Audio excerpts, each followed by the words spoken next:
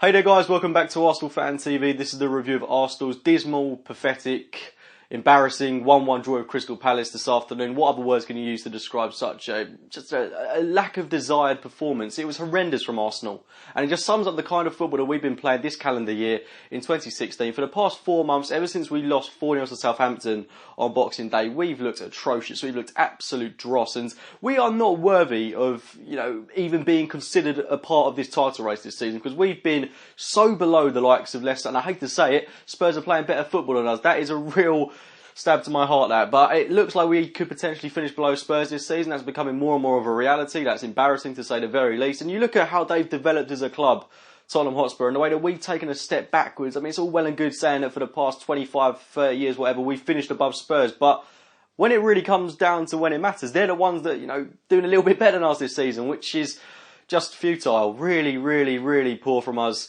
And I don't know how to sum it up. I really do think that Arsene Wenger's position as Arsenal manager has to be brought into question this summer. The board have got to take a long, hard look at him, and they've got to reevaluate what Arsenal want to do as a football club. Because right now, I feel like I'm supporting a club that is more interested in being in a financially healthy situation, as opposed to actually going out there, winning titles, and just forming a football club that all Arsenal fans can be proud of. Because it really does feel like a corporate business at the moment, and I hate supporting a club with those kind of morals, values and ethics. It's horrendous to support a team like that. It really, really hurts to see what they're doing to Arsenal Football Club.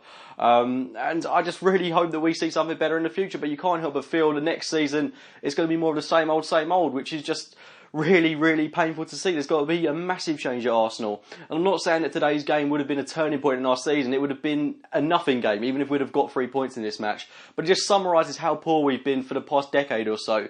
And the fact that we couldn't have held on to a 1-0 lead, and there was no desire in that team.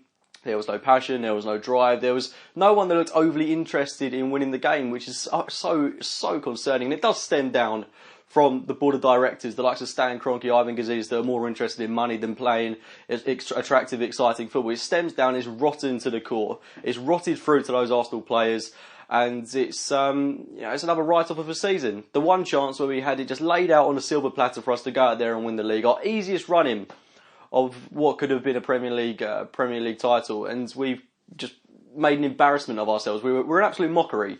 The fact that we're finishing below Spurs and Leicester, and even our top 4 spot is coming under jeopardy. I mean, if we finish 4th this season and Liverpool were to win the Europa League, then bye-bye Champions League football. That's completely gone. So, I mean, we've really got to take a long, hard look at ourselves. If we were to finish outside the top 4, some might look at that as potentially being a positive. It might see Arsene Wenger finally leave the club. It might see drastic change happen within the Arsenal ranks. And I can wholeheartedly agree that could possibly be something that could occur if we were to finish outside the Champions League spots. But taking into consideration the kind of players that we'll be able to attract if we do at least have Champions League football to our name, forget how poor this season has been, which I know is really hard to do, but if we have at least Champions League football for next season, you can only hope in Arsenal's, what you would assume, Arsene's last year at the club, you can only assume that he'll go out there and really splash the cash when it matters, because there's no point having this war chest, which we hear time and time again. There's no point having a £160 million war chest, which should be dedicated to Arsene Wenger. I mean, there's no denying that money has been saved up for him to spend. So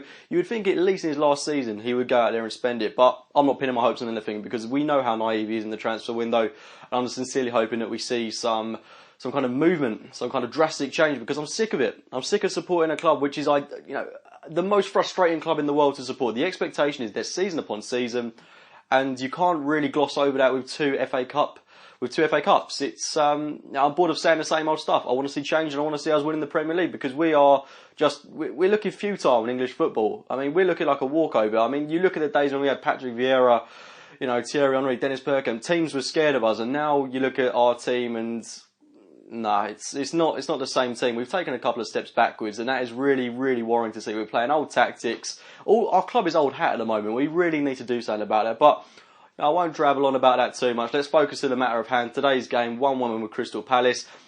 The first half was really poor, to say the very least. I mean, Danny Welbeck was very isolated up top. We weren't getting a lot of chances through. The only bright spark of the game, the only bright spark has been over the past couple of weeks, of course, it was Alex Iwobi. I thought he looked very good, made some really good, exciting runs. Was really the only player, apart from Alexis Sanchez, that wanted to get the ball. And what I like about Iwobi, opposed to someone like Theo Walcott, is that he wants the ball to feet. He'll go and find the ball. He'll go and make himself involved in the game. He won't shy away. He's always determined, and he's always an exciting player to watch in an Arsenal shirt. So hats off to Alex Iwobi, one player that I thought was sublime today. We did get our first goal through Alexis Sanchez. It was a wonderfully worked ball through from Danny Welbeck, placing it onto the head of Alexis Sanchez, who dinked it over the keeper to make it 1-0 on the stroke of half-time. And that just glossed over what had been a shambolic shambolic might be a bit too harsh, but what was a dismal, lack of desired performance from Arsenal in that first half. Going out into that second half, more of the same. I mean, we saw the introductions of Aaron Ramsey, Olivier Giroud. I thought neither of them two did anything. I mean, Olivier Giroud spends more time rolling around the floor, complaining to the referee, than he actually does trying to get on himself on the score sheet. I mean, it was a massive frustration today. And to think that he's got 13 goals in his first 17 games for Arsenal this season compared to 3 in his last 17 games. I mean, what the hell has happened to him? He looks bang off form. And then you've got Theo Walcott, who comes on. Theo, who had about 15 minutes to impact himself in the game. I can't defend the guy. He was awful when he came on. He's anonymous. He's the complete polar opposite of what Alex Iwobi is. He doesn't want to get involved in the game that much. He doesn't look overly interested. He makes a few good darting runs, but he touches the ball about twice every time he's in an Arsenal shirt. I mean, I don't know what he offers to our game, and that moment when he just ran into the Crystal Palace player just sums up what he's offered to us in his Arsenal career. I mean, he's had some good moments, but I would really take a long, hard look at Theo Walcott and consider possibly shipping him off in the summer. As much as I love the guy, he is offering nothing to us. And like Olivier Giroud at times is a constant source of frustration. We really need to have a revamp of this club. But Crystal Palace got a goal back through Yannick Bolasie, and it just summed up what was a lazy performance from Arsenal. No one closing him down. Had a really good shot. Petr Cech maybe could have done a bit better, but to make it 1-1, it's what Crystal Palace deserved. I mean, they defended well throughout this game. They caught us on the counter. Adebayor actually did really well in the build-up to this goal, which is a horrible thing to say, but he did do quite well when he came on. And we were punished for not taking our chances when they came to us. I mean, our chances were few and far between in this game, but I mean, we did have a couple of chances to put this game to bed. And it's just more of that. I mean, we're in the 80th minute, and similarly to West Ham, we're bombing up the pitch, looking to get another goal when we didn't necessarily have to. Palace weren't creating a lot. We could have sat back. We could have been a bit comfortable, been careful in possession, and then tried to get a goal when we needed. But our fullbacks, Hector Bellerin and Nacho Monreal, are bombing up, trying to play the Arsenal way, opposition naivety, and it's cost us once again. Our top 4 spot is in jeopardy now. I mean, we've got to get a top 3 spot if we realistically do want to secure Champions League football this season, because I am kind of worried about what Liverpool could do.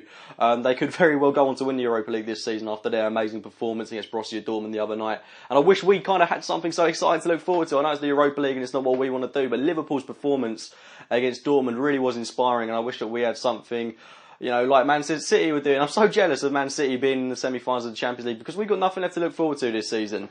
Our season's a write-off. We've got nothing at all to play for apart from a top 4 spot, which is what the story's been for the past decade. But you know, it's just depressing talking about this, so I'm going to wrap it up here. Please do drop a like on this video if you have enjoyed it. Subscribe to Arsenal Fan TV, and as always, I'll be speaking to you very, very soon.